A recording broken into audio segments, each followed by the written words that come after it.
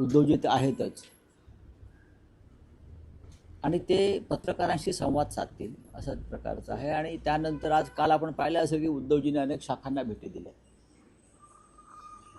सभांबरोबर शाखांना भेटी द्यावं.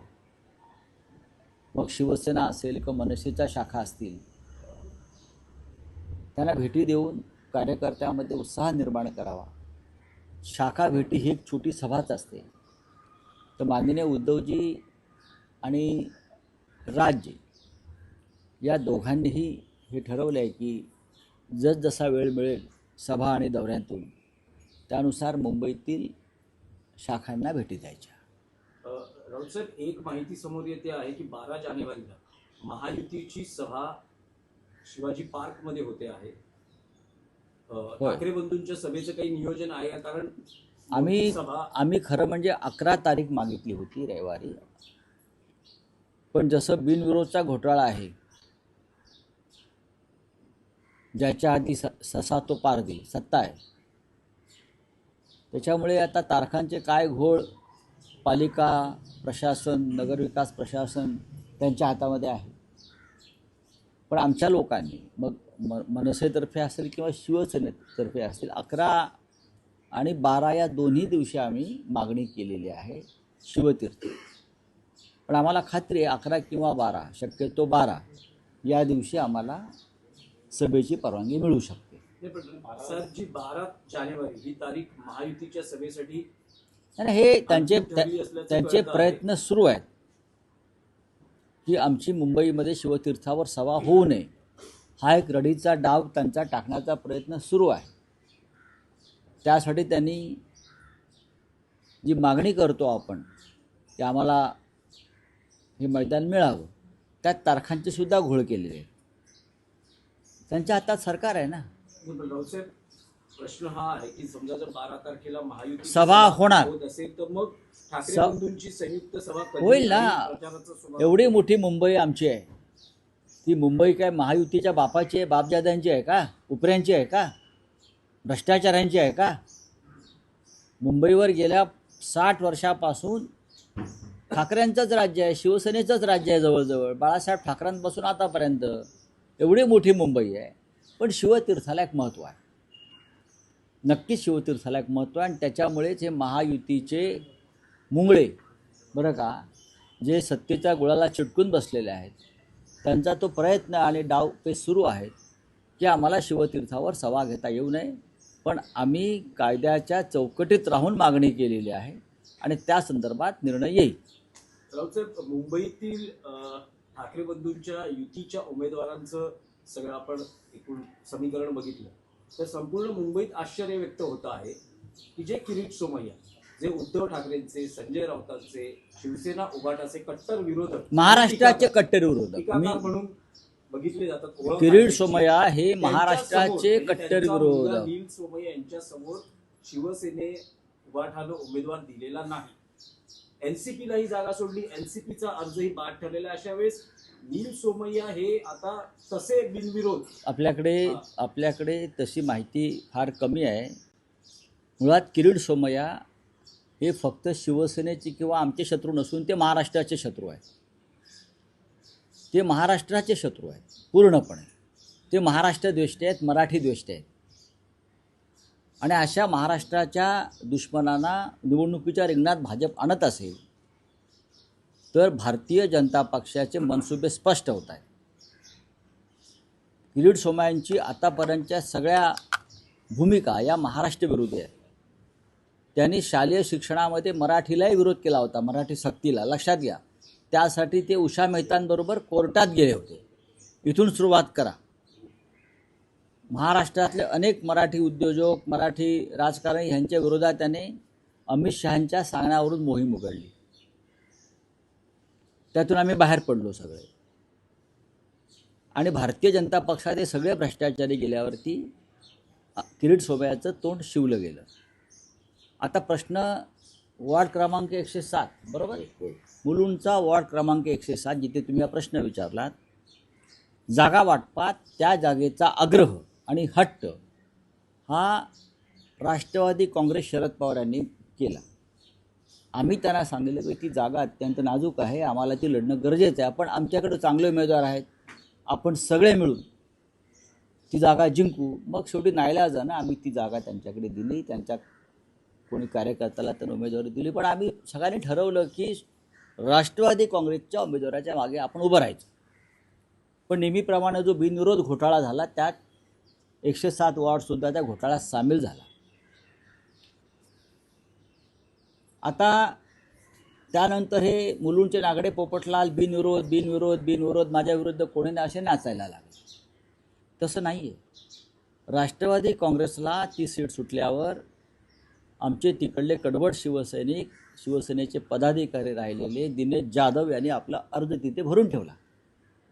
त्यांना भीती होती की काहीतरी गडबड होऊ शकते आणि त्यांचा अर्ज कायम आहे. आणि कालच ते पत्र कुठे आहे, कालच माननीय शिवसेना पक्षप्रमुख उद्धव ठाकरे यांनी दिनेश जाधव हे अधिकृतपणे शिवसेना पुरस्कृत उमेदवार आहेत हे पत्र काल दिलेलं आहे. या आणि आता 107 क्रमांकामध्ये निलेश कोणतो सोमय्यांचे चिरंजीव नील सोमय्या आणि दिनेश जाधव यांच्यात लढत होईल. फक्त दिनेश जाधव यांना मशाल चिन्ह मिळू शकलं नाही, त्यांचे चिन्ह दूरदर्शन संच आहे. पण लढाई काटेकी होणार, लढाई काटेकी होणार, काटेकी टक्कर होणार. ते बिनविरोध येऊ शकत नाहीत, त्यांना संघर्ष करावा लागेल आमच्याशी.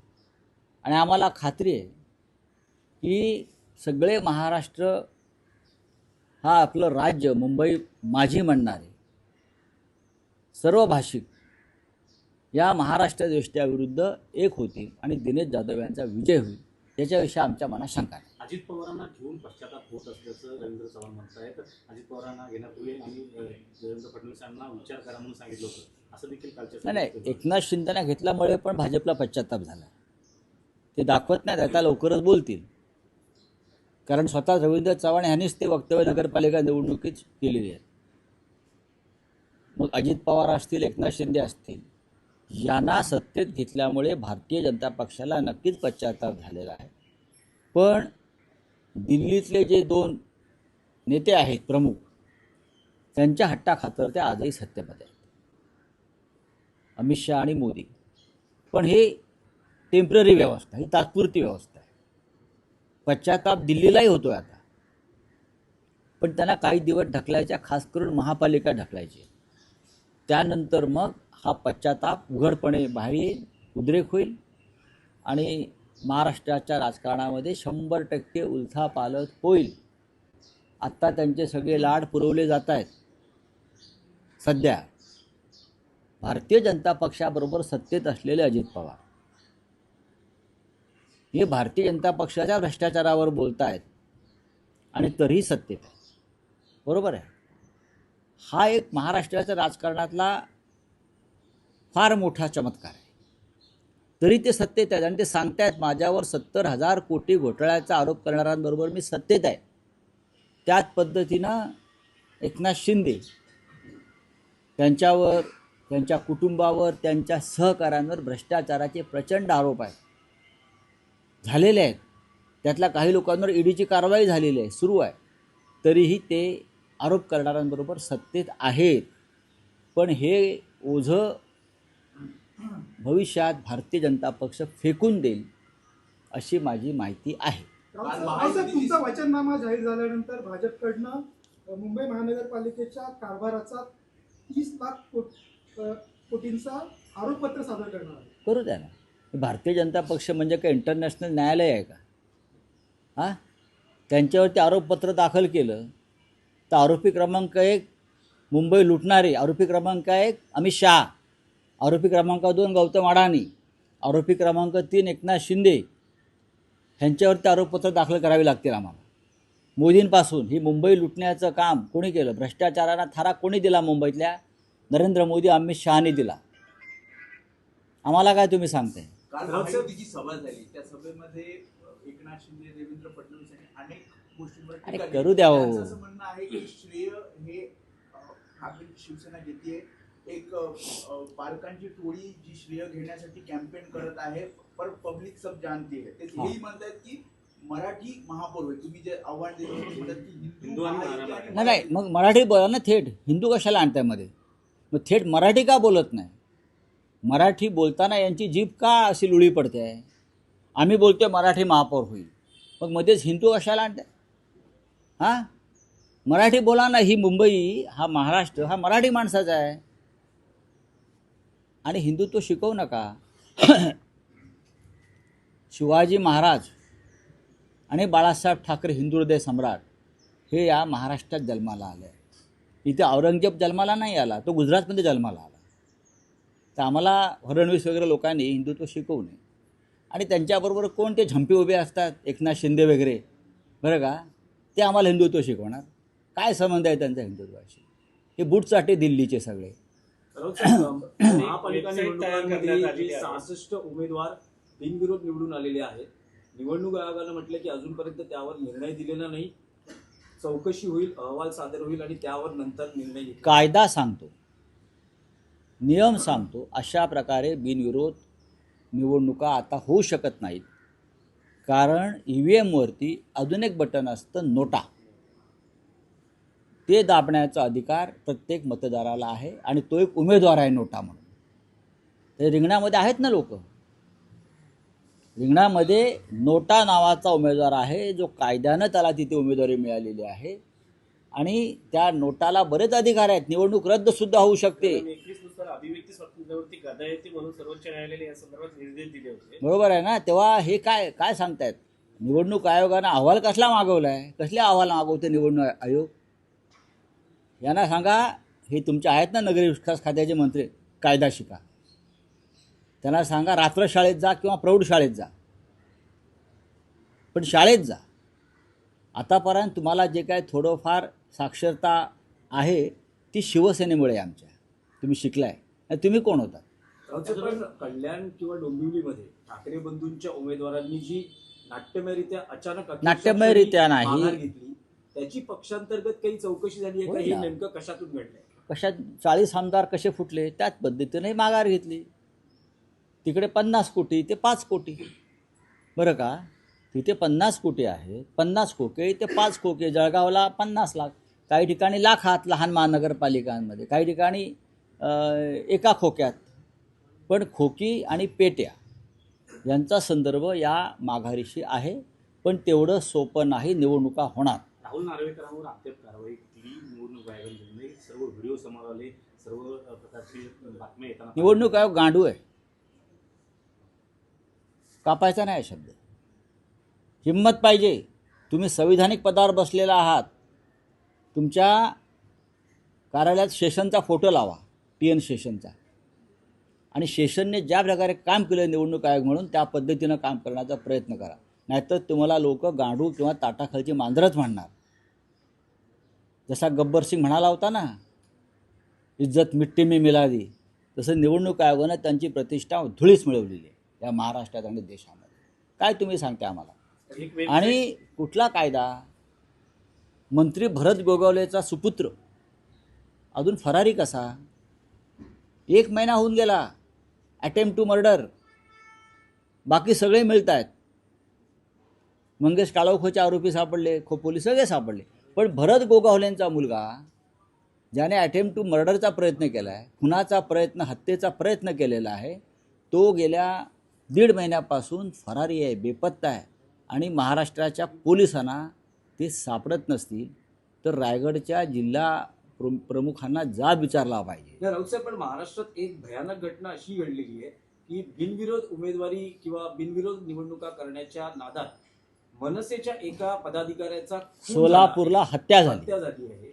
ही गंभीर आज गोष्ट अमित आहे. ठाकरे तिथे भेटायला जात नाही, आहेत. तर हे सोलापूरला- महाराष्ट्रातलं राजकारण कोणत्या दिशेला चाललंय? हे विचारा देवेंद्र फडणवीसना. गृहमंत्री आहेत ते.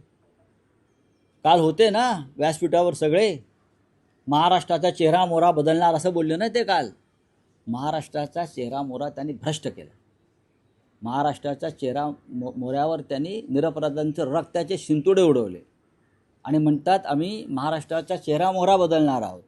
हां, यांचे सगळे भ्रष्ट आणि खुनी मोहरे निवडणुकीत उतरलेले आहेत. हे का आमचं आम्हाला सांगतात? सोलापूरची हत्या याचं उत्तर फडणवीसांना द्यावं लागेल. गुंडांना पाठीशी घालणारे सरकार आहे.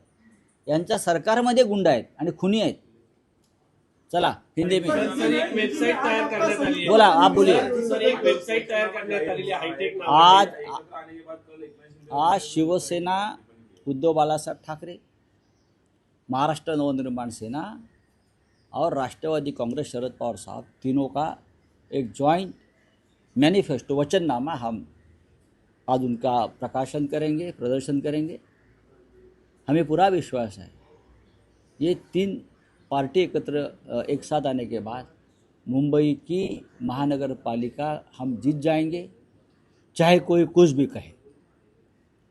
उनको हम ज़्यादा महत्व नहीं देते.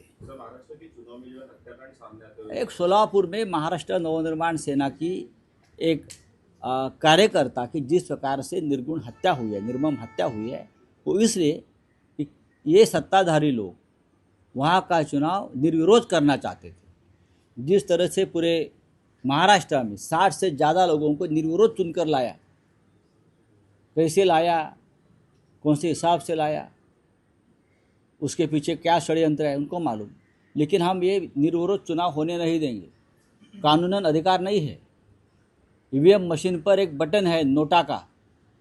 जब तक ये नोटा का बटन है तब तक कोई निर्विरोध चुनकर नहीं आ सकता. लोगों का वोट का अधिकार आप छीन नहीं सकते. Yes, thank you.